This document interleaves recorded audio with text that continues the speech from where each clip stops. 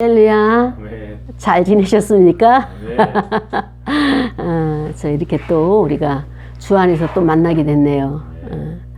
오늘은 우리가 다시 회복이라고 하는 설교 제목 가지고 예레미야 31장 27절서부터 34절까지 말씀 우리가 함께 말씀을 상고하기를 원합니다. 지난주에 건강검진을 받았어요.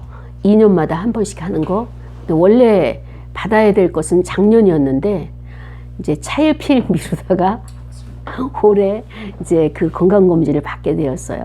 그런데 이제 받을래야 받을 것이 아니라 제가 어느 날부터 이게 이 소화가 안 돼가지고 소화가 안 되는 것까지는 좋은데 갑자기 혈압이 올라가지고 막 170, 180까지 올라가는 거예요. 그리고 이 경동맥 위로 올라가는 이 심장에서 뇌로 올라가는 이것이 너무 이렇게 그 열이 많이 나가지고 열을 재보면 정상이에요. 그러나 혈압은 높은 거예요. 그래서 도저히 안 되겠다 해가지고 이제 저기를 건강검진을 했죠. 그래서 이제 금식을 하고 건강검진을 했는데 결과가 예상치 못한 결과가 나온 거예요. 그래서 제 위 안에는 위궤양이 2개가 있어요. 하나는 크고 하나는 작고. 그 차트를 딱 올렸는데 저는 샘플로 나오는 위를 보여줄 때 위궤양을 앓고 있는 사람이 샘플로 나오는 그 샘플이 제 차트에 딱 걸려 있는 거예요. 그래서 나는 내 것이 아니고 샘플로 알려주는 것이겠거니 했는데 그것이 걸려 있으면서 거기에 또 용종이 3개가 나온 거예요. 그래서 하나는 큰 것, 작은 것, 그 다음에는 중간 것 해가지고 용종이 3개가 나오고 그 벽을 보니까 다 빨개. 이렇게 상체가 염증이 있어가지고 이 상체기가 이렇게 나온 그 그림을 보면서 이건 딴 세상에 온 것 같아요. 나는 건강했는데, 나는 건강한데 다만 요 며칠 동안 이렇게 식사를 못할 뿐인데 이거는 나의 것이 아닌 거예요. 근데 그분이 그 의사분이 처방을 해준 게 24일 날 만나기로 했는데 그 사이에 처방을 해준 게 무슨 약을 처방해 주는가 하면 암약, 위암약을 처방을 해준 거예요. 그래서 약국에 가서 그것을 이렇게 했더니 이거는 암에 사용되어지는 약이라고 그 얘기를 해주는 거예요. 의사는 24일 날 만나자고 했으니까 이제 뭐 이렇게 얘기는 없었죠. 그래서 그러고 나서 나를 딱 돌아보면서 첫 번째 한 것이 뭐냐면 회개기도를 한 거예요. 이 몸은 하나님의 성전인데 이 성전 관리가 너무 부실한 거예요. 영적인 것만 관리하는 것이 아니라 우리의 혼도, 우리의 이 육이 무너지면, 장막이 무너지면 성령에 거할 전이 없어요. 그러니까 성령님도 우리 몸을, 성전을, 거룩한 성전을 굉장히 원하시는 거고 악한 영도 우리 몸을 장악하고 싶어서 쟁탈전인 거예요. 이렇게 우리 몸이 굉장히 소중한 하나님의 성전이거든요. 근데 관리를 한다고 했음에도 불구하고 결과는 이렇게 나타났으니 이거를 내가 성실하게 관리했다고 볼 수가 없잖아요. 그래서 내가 할 수 있는 것은 회개기도예요. 하나님, 내 욕망대로 먹고 싶을 때 내가 좋아하는 음식 내가 선택을 해서 먹죠. 그리고 또 내가 먹고 싶을 때 먹죠. 그리고 규칙적으로 먹는 것이 아니라 좋은 음식, 맛있는 음식은 많이 먹고 그 다음에 또 그 맛이 없는 음식은 그냥 조금 먹고 어떨 때는 안 먹기도 하고 이런 골고루 영양 분배를 하지 아니하고 내 방식대로 내 맘대로 음식을 먹었던 거예요. 섭취를 했어요. 그러니까 나의 몸의 결과가 이렇게 나온 거예요. 이런 것 나를 돌아보면서 아, 하나님의 뜻대로 산다고 하면서도 현실이 나를 딱 비춰봤을 때는 하나님의 뜻이 아닌 거예요. 내 뜻대로 살아왔고 내 욕망대로 살아왔던 거예요. 먹고 싶은 거 못 참죠. 얼마나 먹고 싶은 것이 많이 있습니까? 또 유혹을 많이 하잖아요. 그런데 지금은 입에서는 음식이 달아요. 먹고 싶어요.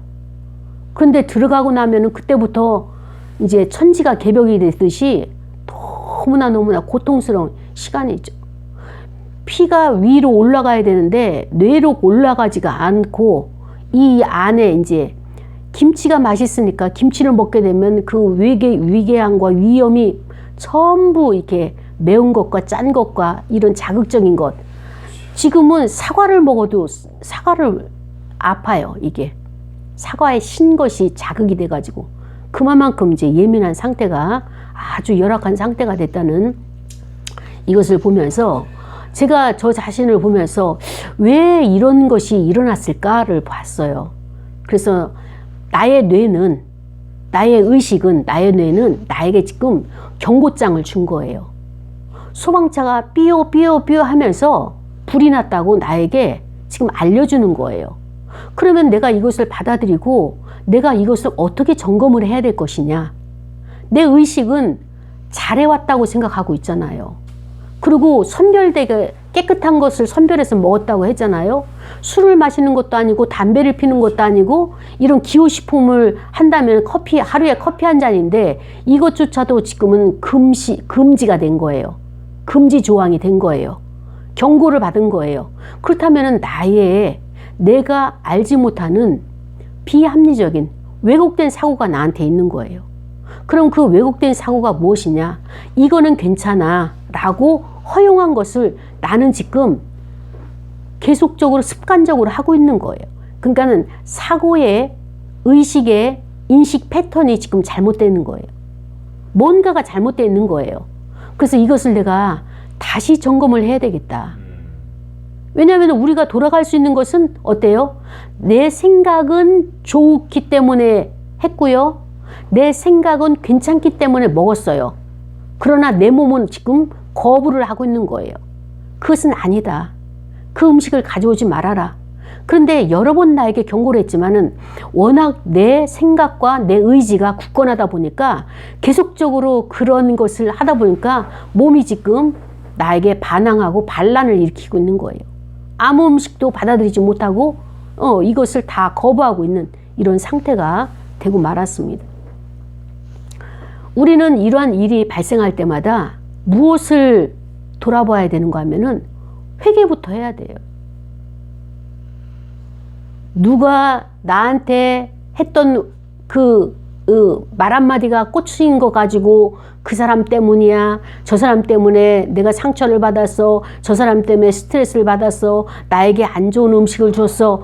이것을 남 탓을 할 것이 아니라 다른 사람에게 시야를 외곽으로 보낼 것이 아니라 모든 것은 내 안에서 이루어지는 거거든요. 네. 그렇기 때문에 내가 선별을 잘못했고요. 그 다음에 내가 사고 체계에 있어서 인식 체계가 잘못 지금 형성돼 있어요. 이 프레임이 지금 잘못돼 있어요. 뭔가를 내가 지금 고쳐야 돼요. 그래서 이렇게 위나 또 나의 질병을 가져오는 것은 가장 첫 번째적으로 요인이 무엇인가 하면은 억압이에요. 나의 감정을 억압한 것들. 내가 이것을 피치 못할 상황이기 때문에 할 수 없는 상황이기 때문에 하지 말아야 되기 때문에 그것을 하지 않은 것을 내 몸은 자연인 몸은 그것을 허락하지 않고 이해해 주지 않고 내가 원하는 욕구 감정을 네가 억압을 했지. 그리고 무의식으로 이걸 밀어 넣은 거예요. 그리고 무의식 세계에서 자기의 힘을 갖다가 확장을 시켜가지고 나를 어떻게 그렇게 한 나를 공격을 하는 거예요. 그렇기 때문에 우리는 하나님의 말씀에 이것을 아니다 하면 우리가 감정을 절제를 하고 아니면 그것을 오래 참음하고 인내를 하잖아요. 근데 나는 그것을 용납을 안 하는 거예요. 왜 용납을 안 하느냐? 용납하지 않는 생각이 내 안에 있는 거예요. 잘못된 생각을 가지고 있기 때문에 하나님의 진리와 반대되는 생각을 가지고 나는 옳다고 이거 붙잡고 있는데 나는 이것을 목회 현장에서 사람을 만날 때 나 혼자 스스로 있을 때 이것을 해서는 안 되는 것들을 했기 때문에 그것을 무의식으로 밀어넣어서 무의식 안에서 이것을 다 행동하고 이것을 다 자기 뜻대로 이끌어가고, 그러니까 내 인생이 내가 원하는 대로 사라지지가 않는 거예요. 그렇다면 내 무의식을 내가 정화하지 않고 내가 회개하지 않고 내가 그대로 방치하고 있어서 이 세력이 점점 커지고 있다라고 하는 것을 알게 하시는 거예요. 언젠가 제가 이러한 것을, 이 과정을 하나님이 죄가 우리 안에 들어와서 이것을 현실적으로 우리가 맞닥뜨렸을 때, 받아들였을 때 어떻게 이 문제를 해결해야 될 것이냐라고 하는 것을 한번 여러분과 함께 나눌 기회를 제가 갖기를 원했었어요. 근데 다른 사람의 사례를 들게 되면 오해의 소지가 있기 때문에 오히려 나의 문제를 가지고 나의 것을 가지고 내가 분석을 하게 되면 여러분들이 훨씬 수월하게 이것을 받아들이고 이해를 할 것 같아서 나의 사례를 가지고 이것을 여러분과 함께 오픈을 하였습니다. 그렇습니다. 참 놀라운 사실은 이 몸은 망가지고 이 몸은 이렇게 힘들고 어렵죠. 그런데 우리가 이러한 내가 주를 위해서 일을 하고 주의 일을 전심으로 전력으로 하고 있는데 하나님이 이것을 왜 나에게 허락하셨을까? 그 허락하신 하나님의 뜻을 우리가 깨닫기를 원한다면요, 하나님 이러실 수 있습니까? 라고 하는 것은 1차원적인 기도예요. 그래서 우리는 이러할 때 결론을 먼저 말씀드린다면 어떤 것을 우리는 하나님의 뜻을 깨달아야 되는가 하면은 나의 어떤 한 부분이, 대나무의 한 부분이 마디가 이제 종식이 되고 하나님은 또 다른 일을 시작하신 거예요. 그 또 다른 일이 내가 이렇게 이 병이 더 깊어져 가지고 이 병으로 인해 가지고 고통을 당하고 이 병으로 인해 가지고 내가 어려움을 겪어보고 그리고 그 어려움 가운데 처했을 때 나의 그 마음의 상태, 또 나의 그 느끼는 감정들, 또 생각들, 이 모든 것을 내가 경험을 하고, 그리고 그 질병 가운데 있는 환우들, 그 다음에 또 이렇게 몸의 육체적인 병으로 인해 고통당하는 자들, 그들을 만날 때 이것도 같이 나누기를 원하시는 하나님의 뜻이 계시는가? 라고 이것도 제가 이제 기도를 해 보았어요. 그리고 하나님께 질문을 하는 거예요. 하나님 맞습니까? 제가 지금 하나님께 질문 드리는, 기도하면서 하나님 앞에 그 반문하는 이 기도가 하나님의 뜻입니까? 라고 지금 질문하고 있는 과정 중에 있는 거예요. 어떤 상황이 되든 현실은 하나님이 나에게 안배하신 거예요. 그렇기 때문에 이것을 우리는 받아들이고 이것을 우리가 적응해 나가야 되는 거예요. 그렇지 아니하고 왜 나에게 이런 것을 주셨으며 왜 저 사람을 만나서 이렇게 고생하게 했으며 또 왜 이렇게 감당하지 못할 것을 주어가지고 힘들게 하십니까? 라고 하는 것이 이제는 우리가 투정이에요. 어린아이 투정. 이제 이거 2단계에 머물러설 우리가 아니라 이것을 내려놓고 하나님의 뜻이 무엇인가를 구하는, 그래서 한 차원 이제 우리가 신앙의 체계가, 기도의 차원이 높아지는 시간이 되기를 원합니다. 그래서 오늘 본문은 하나님께서 예레미야에게 그 찾아오셨죠. 저는 그 성경을 이렇게 쭉 이렇게 묵상을 하거나 또 말씀을 이제 그 대할 때 무엇이 가장 부러운가 하면은 여호와의 말씀이니라. 여호와께서 예레미야를 만나시고 여호와께서 이사야를 부르시고 여호와께서 모세에게 말씀하시고 이런 대목이 나올 때마다 너무너무 부러운 거예요. 왜냐하면은 모세가 만났을 때 하나님의 그 깊이 있는 차원과 이사야가 만났을 때 하나님께 나아가는 그 깊이와 신앙의 깊이는 다 다른 거예요. 근데 결국은 무엇입니까? 한나가 엄청나게 술 취한 여자처럼 그렇게 비몽사몽간에 울부짖는 그 시기에, 그 때에 하나님이 만나 주셨잖아요. 그것처럼 이들은 각자의 나름대로 자기가 가장 힘들고 어려운 상태에 있을 때 하나님이 만나 주시는 거예요. 그렇기 때문에 그 하나님이 모세를 만나 주셨어. 여호수아를 만나주셨어. 오늘 예레미야를 만나주셨어. 그렇다면 예레미야가 지금 하나님 앞에서 얼마나 힘든 상태에 있는가라고 하는 것을 우리가 유추해 볼 수가 있는 거죠. 근데 예레미야가 무엇 때문에 힘듭니까? 자기의 신앙 때문인가요? 여호와 하나님 때문에 힘든가요? 아니라는 거예요. 이스라엘 백성들을 향한 하나님의 마음이 힘든 그것을 이 예레미야가 이걸 받아들이고 그것을 갖다 전하려고 하니까 백성들과 하나님의 생각은 정반대에 있는 거예요. 하나님의 뜻은 무엇이냐? 나는 너희들과 함께 있기를 원한다. 근데 너희들은 기회만 있으면 나를 떠나려고 하고, 너희들은 기회만 있으면 나를 등 돌리고 가고, 너희들은 기회만 있으면 나를 나몰라라 하는데, 너와 내가 같이 살자, 같이 함께 연합하자, 함께 있자, 이것을 하나님이 말씀하시는 거예요. 그런데 이스라엘 백성들은요, 하나님이 나를 가까이 하시고 함께 하자는 것이 부담스러워요.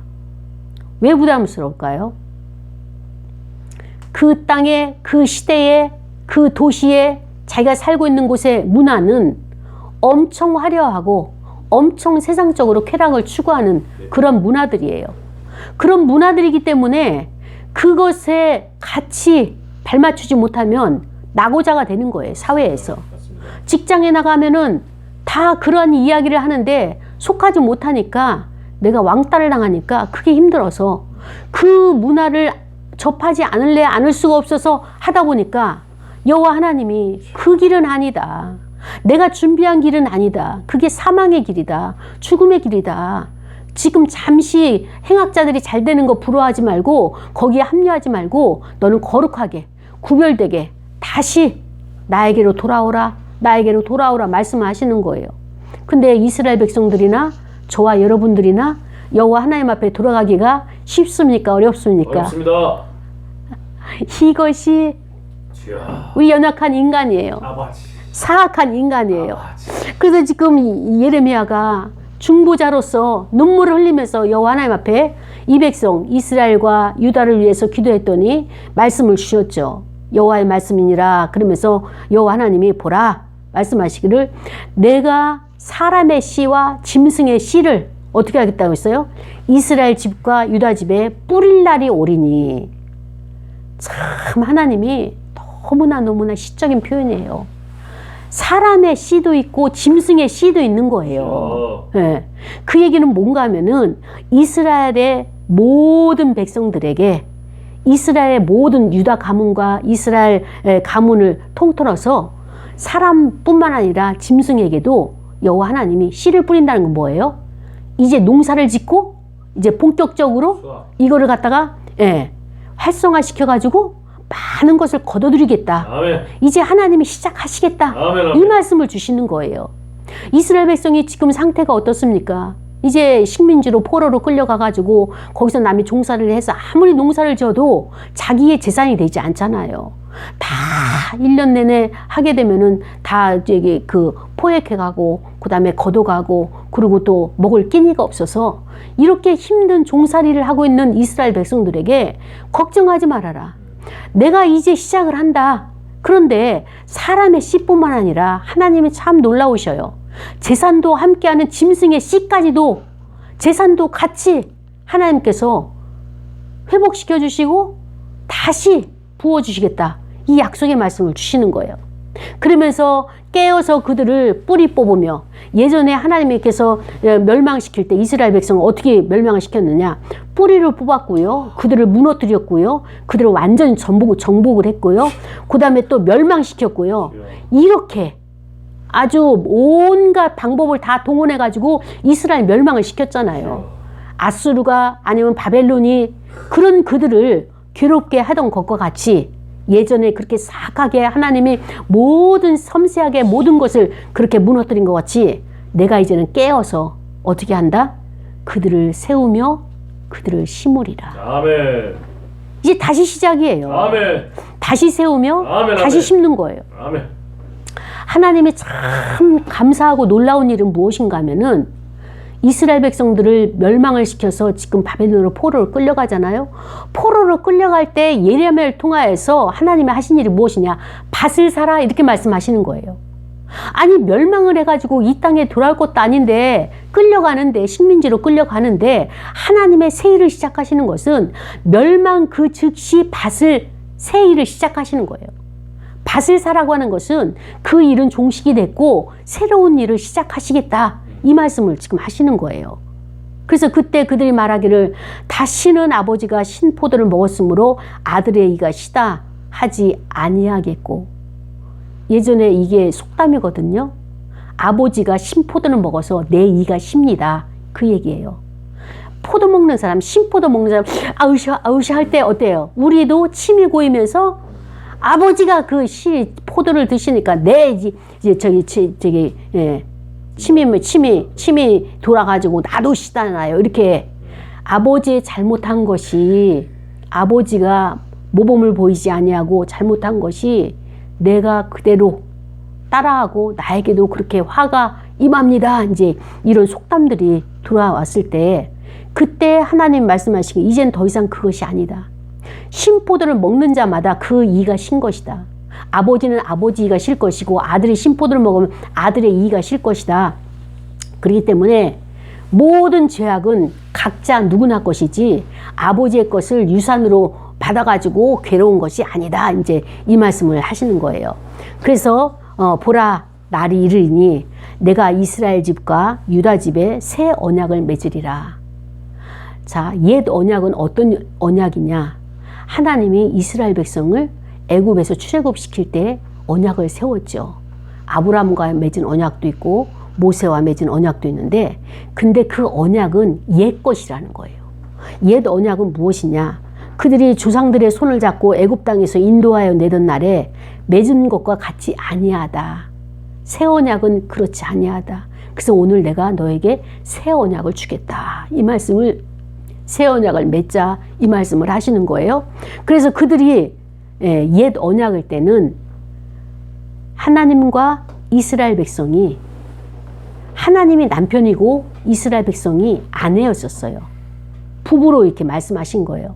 근데 내가 너의 남편임에도 불구하고 너희들이 내 언약을 깨뜨렸다. 아내가 남편을 버리고 간음하고 다닌 거예요. 행음하고 다닌 거예요. 다른 이방신을 섬기고 다른 그 나라 가는 곳곳마다 가나안 땅을 그렇게 하나님께서 준비한 기획한 도심에도 불구하고 이들이 가가지고 그 땅을 섬기는 신들을 전부 섬기잖아요.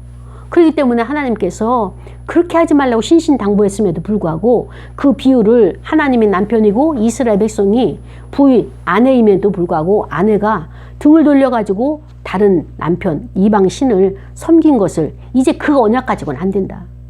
그 언약 가지고는 도저히 너와 내가 함께 할 수가 없다. 그래서 그날 이후에 내가 이스라엘 집과 맺은 언약은 이러하니 곧 내가 나의 법을 그들의 속에 두겠다. 그들의 속에 어디냐?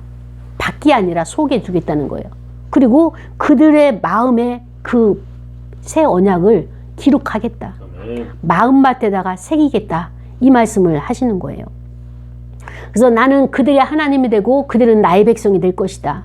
그래서 요한복음에 그리스도께서 말씀하시기를 너는 내 안에 나는 내 안에, 너는 나를 먹고 나는 너를 먹고 서로가 연합되는, 결합시키는 그것을 이 예레미야 때부터 여호와 하나님 말씀하셨고, 이것을 공부한 예수님께서 신약에 있는 그 백성들에게 그것을 하는 여호와의 말씀을 가르친 거예요. 그래서 내가 그들의 악행을 사하고, 그래서 너희는 다시는 각기 이웃과 형제들을 가르쳐서 이르기를 너는 여호와를 알라 하지 아니하리니 이는 작은 자로부터 큰 자까지 다 나를 알기 때문이라. 우리가 여호와를 힘써 알아야 되고 알아야 되는데, 여호와를 알라고 호세아 선지자는 말하는데, 오늘 예레미야를 통해서 말씀하시는 것이 무엇이냐? 너희들이 나를 몰라서 나를 떠났느냐? 아니라는 거예요. 다 알고 있어요. 제사도 드릴 줄 알고요. 그 다음에 또 여호와 하나님 앞에 나와서 번제를 드리면서 자기 속죄를 받을 수 있는 그 모든 것을 다 알고 있단 말이죠. 그런데도 불구하고 여호와께 드린 것은 여호와께 드리고 세상의 것은 세상의 것으로 이렇게 아주 그 교활하게 이중적인 이런 생활을 하는 것을 여호와 하나님이 신물이 나는 거예요. 그래서 말라기에 가게 되면은 차라리 나한테 와서 제사를 드리지 말아라. 그 얘기는 뭔가 하면은 나한테 와서 예배 드리지 말아라. 내가 교회 문을 닫겠다. 왜냐면은 세상에서 온갖 쾌락과 온갖 세상 문화를 다 접하고 누리고 그 유흥과 쾌락을 다 즐기면서 주일날 와가지고 예배 드리는 거 나 그거 원치 않는다. 너를 바라보는 내가 너무 괴롭다. 그러니까 나 차라리 그러려면 내 교회 문을 닫겠다. 말씀하시는 것처럼 예레미야에게도 이때 이스라엘 백성들이 너무나 많이 하나님의 마음을 이렇게 그 뭐랄까 집중하지 못하고 주목하지 아니하고 그 집중과 주목이 거룩이잖아요. 세상의 것과는 구별되고 하나님 앞에 거룩한 생활을 하지 아니하고 세상에 가서는 누구보다도 세상적인 사람이고 교회에 와서는 누구보다도 여호와의 자녀인 것처럼 척을 하는 이것이 신물이 난다. 지금 이 말씀을 하시는 거예요. 그러니까 여호와를 알라고 더 이상 가르치지도 말고 너희들은 다 알고 있다. 이 말씀을 하시면서 그들의 악행을 사하고 다시는 그 죄를 기억하지 아니하리라. 이 말씀을 하고 계시는 것입니다. 사랑하는 여러분, 하나님은 우리의 모든 것을 다 알고 계셔요. 아멘. 우리를 하나님이 주목하시고 관찰을 하시는 거예요. 일거수일투족을 다 관찰을 하시는 거예요. 왜 관찰을 하실까요? 하나님의 자녀니까. 하나님의 자녀니까 그렇죠. 그런데 거기서 끝나면은 1차원적인 기도예요. 네. 더 깊이 왜 하나님이 우리의 행실 하나하나를 기억하시고 또 관찰하시고 집중하여서 보고 계실까? 우리가 하나님의 열매? 하나님의 열매. 자, 하나님을 등지고 떠나가는 사람들의 모습이 보이는 거예요. 하나님을 등지고 떠나가는 모습을 보이면서 하나님이 그들을 관찰하는 거예요. 왜? 언젠가는 하나님께서 부르시려고. 우리는 하나님 조금만 계세요. 잠시만요, 잠시만요 하고 떠나지만 하나님은 등을 지고 떠나는 우리를 보면서 어떠한 길로 가고 있고 어떠한 행동을 하고 있고 어떠한 말을 하고 있는지 이것을 다 관찰을 하시는 거예요. 그 얘기는 뭐냐면은 우리가 서울을 가려고 가다가 길을 잃어버렸어요. 길을 잃어버렸으면은 나의 집으로 돌아와야 되잖아요. 근데 나의 집으로 돌아올 때는 어떻게 돌아와야 돼요? 그대로. 그렇지. 내가 떠난 길 그대로 와야 되는 거예요.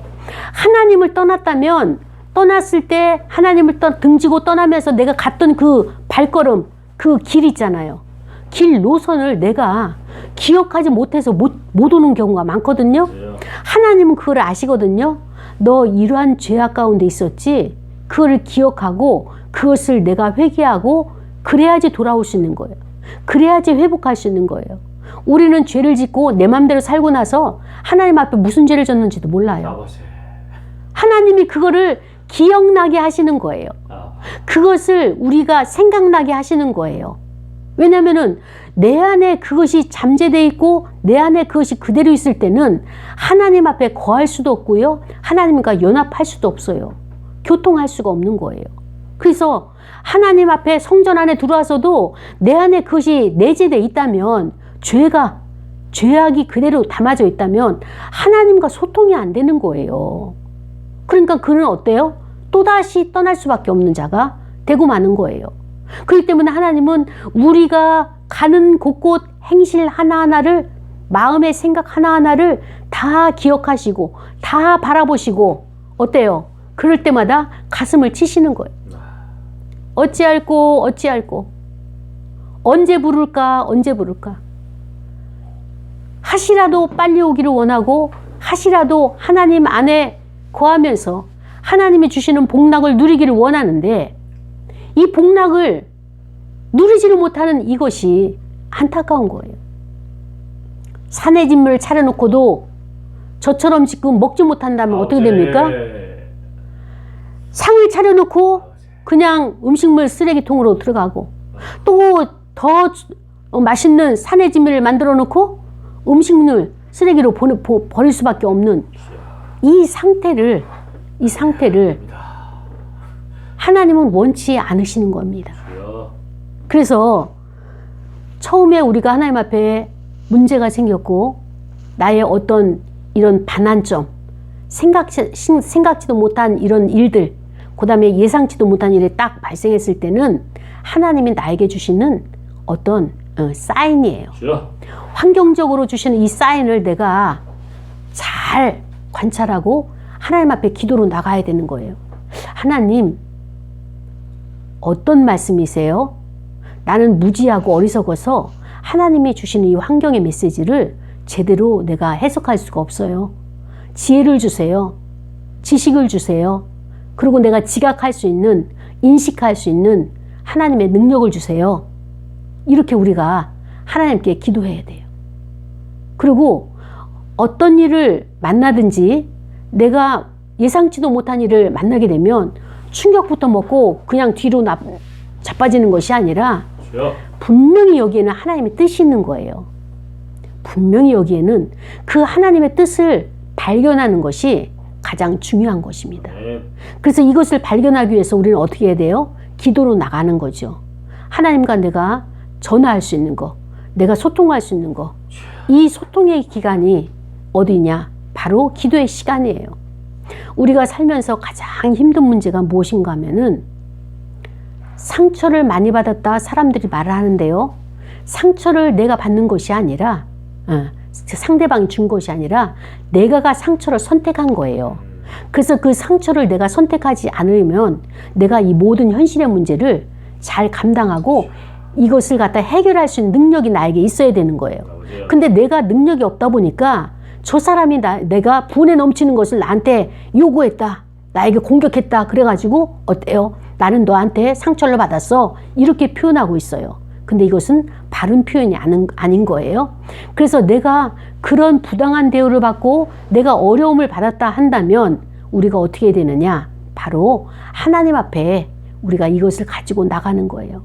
하나님, 생각이 내가 좁아서 사고가 내가 여기 깊이 있게 생각하지 못해서 그 상황을 잘못 해석했습니다.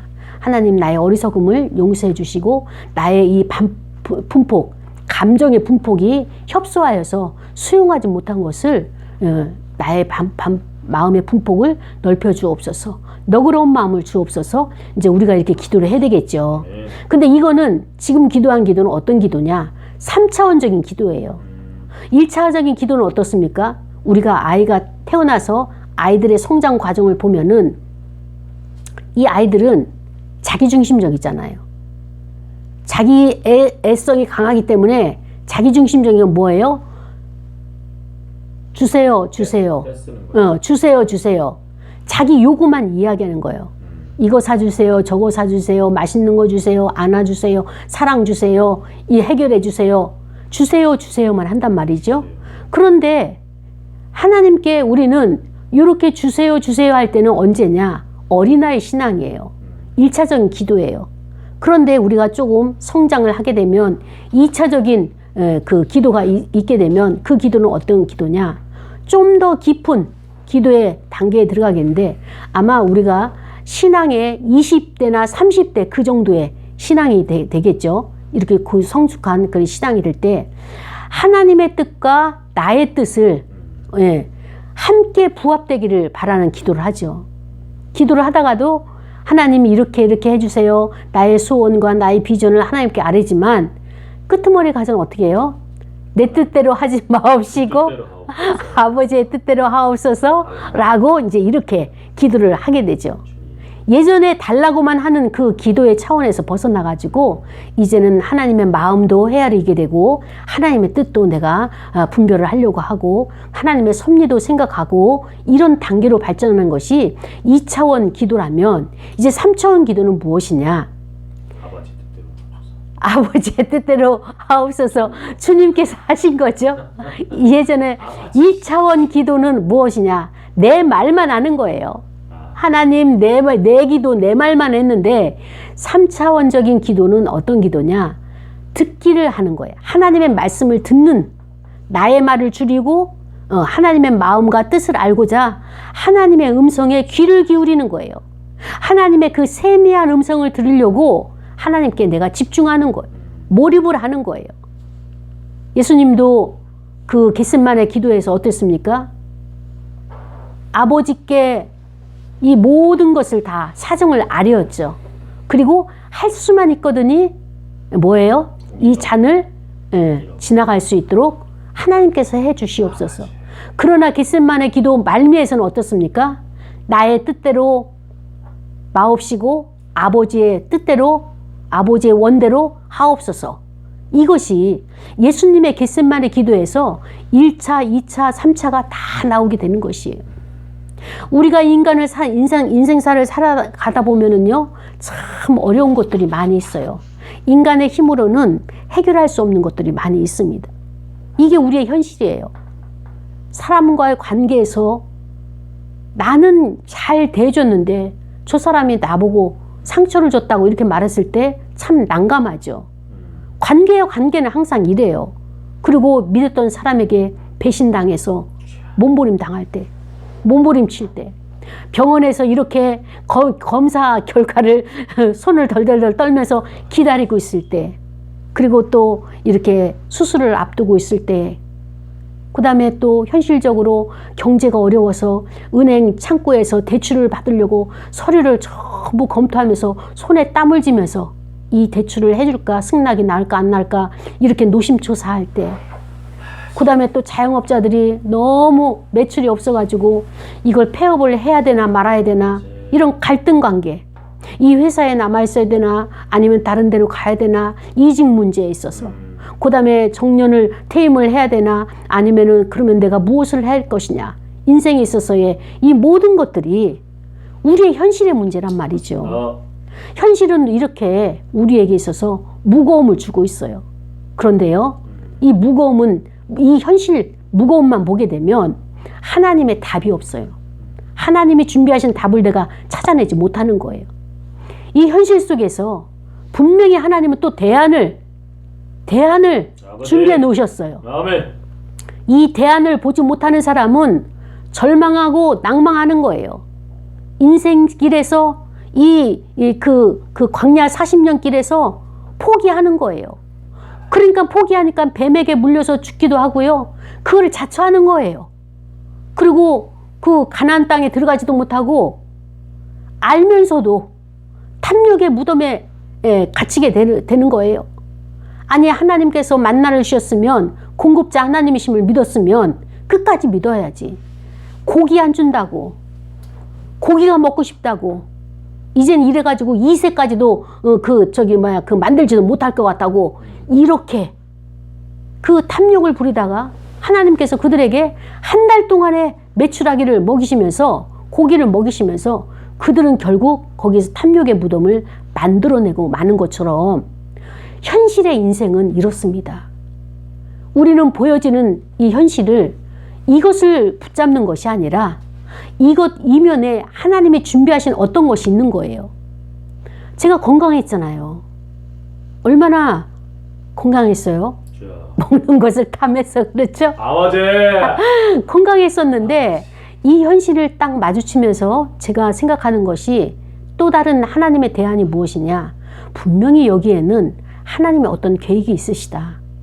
그 지금은 드러나지 않았어요. 자연계에 아직 드러나지 않았어요. 그러나 하나님은 그거를 동시에 준비하시고 먼저 이것을 주신 거예요. 내가 가지고 있었던 이 젊음, 내가 가지고 있었던 이 건강, 내가 가지고 있었던 의지, 내가 가지고 있었던 뭐든지 할 수 있다라고 하는 이 활기찬 이 모든 것들을 하나님이 딱 꺾으시고, 그리고 또 다른 어떤 길을 하나님이 준비하시고 이제 그것이 드러날 거예요. 저는 그것을 기다리고 있는 거예요. 그것을 바라보는 거예요. 그래서 우리는 현실이 어려우면 어려운 것만큼 그 사이즈에 맞는 하나님의 준비하심이 있다는 사실을 우리가 깨달아야 되는 거예요. 하나님의 이스라엘 백성들을 다시 그 예레미야를 통하여서 오라, 나에게로 오라 이렇게 말씀하셨을 때 하나님께서 내가 너희를 다시 세우고 내가 너희를 다시 심으리라 말씀하셨을 때 이런 대안도 없이 그냥 오라고 하시겠어요? 하나님이 그들이 하나님의 뜻을 깨닫지 못해서 하나님의 준비하신 이 복락을 누리지 못하는 그릇이 되다 보니까 하나님께서 그들에게 채찍도 가하시고 그 다음에 또 이 모든 것을 허물기도 하시고 뿌리도 뽑고 무너뜨리기도 하시고 전복을 시키기도 하시면서 그들을 멸망이 되는 것처럼 그 상황이 환경이 되었지만 하나님은 그 순간에 또다시 그들을 부르실 회복하실 그것을 생각하시면서 이 모든 일을 진행하셨다라고 하는 것이 하나님 아버지의 마음이라는 것이죠. 근데 하나님도 깨달으셨어요. 무엇을 깨달았냐? 아, 이것 가지고는 안 되는구나. 새 언약을 줘야 되겠구나. 근데 여기서 새 언약이 누구냐? 바로 예수 그리스도라는 거예요. 예수 그리스도. 이제는 내가 이 말 가지고는 안 되고 실제로 보여서 그들이 새 언약을 예수 그리스도를 만남으로 말미암아서 그 안에 모든 생명이 있고 그 안에 모든 소망이 있고 그 안에 모든 살 길이 있고 그 생명력으로 살아간다라고 하는 것을 알게 하기 위해서 하나님께서 예수 그리스도를 보내시겠다고. 아멘. 지금 어떻습니까? 구약의 예레미야 때서부터 하나님 계속 말씀하시는 거예요. 예수 그리스도를 보내시겠다. 창세기서부터 말씀하셨지만 점점점 새 언약을, 새 계명을, 새 약속을 말씀하시면서 그리스도를 드러내게 하시는 하나님의 그림을 우리는 보고 있는 것입니다. 사랑하는 여러분, 예수님의 새 언약은 어떤 것이냐? 우리 마음속에 새겨 놓으시겠다고 그랬어요. 하나님을 사랑하고 이웃을 사랑하는 것. 우리가 이 땅에 사는 목적이 무엇이냐? 섬기기 위해서 사는 거예요. 이 땅의 삶은 봉사의 삶이에요. 그렇기 때문에 우리가 첫 번째 봉사는 무엇이냐? 하나님의 교회에 봉사해야 되는 거예요. 하나님의 교회에 봉사할 때 우리의 모든 일용할 양식을 하나님께서 더하시는 거예요. 그것이 어디에 나와 있습니까? 마태복음 6장 34절에 나와 있는 거예요. 그 마태복음 6장 34절에 무엇을 말씀하시느냐? 33절은 너희는 먼저 그의 나라와 의를 구하라. 그러면 이 모든 것을 더하시겠다. 이 말씀을 하시면서 그러므로 내일 일을 염려하지 말라 말씀하시는 거예요. 내일 일은 내일 염려할 것이요 한날의 괴로움은 그날로 족하니라. 아멘. 사랑하는 여러분, 미래를 생각하면 염려가 와요. 그러나 과거를 생각하게 되면 하나님이 나를 여기까지 인도하셨다라고 하는 믿음이 세워지는 것입니다. 믿음을 봤잖아요. 그것처럼 오늘 현실에 있어서는 하나님이 나와 함께 계시기 때문에 현실은 평안을 주는 거예요. 우리에게 평강을 주시는 거예요. 그래서 미래 것을 앞당겨서 염려하지 마시고 우리가 주의 일에 충성할 때 하나님께서 그 모든 것을 더하시는 이 은혜가 저와 여러분에게 있어지기를 축복합니다. 우리 시간에 말씀을 생각하면서 기도할 거예요. 하나님, 오늘 말씀을 통하여서 나에게 다시 회복의 기회를 허락하시니 감사합니다. 이 기회를 다시 잘 활용할 수 있게 해달라고 통성으로 기도하시겠습니다. 하나님 아버지 감사합니다. 아버지의 뜻이 나타나